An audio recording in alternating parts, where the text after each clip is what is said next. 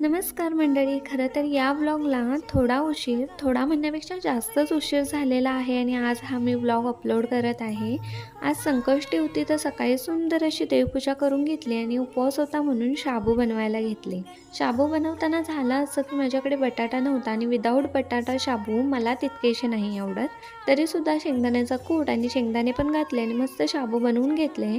त्यानंतर दुपारी थोडा आराम करून डायरेक्ट मी संध्याकाळी भेटते. संध्याकाळी खाली गेले होते तर येताना दुर्वा घेऊन आले आणि घरातल्या सर्व भाज्या ज्या काही होत्या त्या संपलेल्या होत्या. तर आज सोसायटीमध्ये भाजीपाला आलेला होता तर त्या देखील आम्ही भाजी घेऊन आलोत आणि लागलेल्या हातानेच भाजी ठेवून घेतली, कारण पुन्हा नंतर ठेवायला खूप कंटाळा येतो. आणि आज नैवेद्य दाखवायचा होता तर जेवणाला लवकरच सुरुवात केली.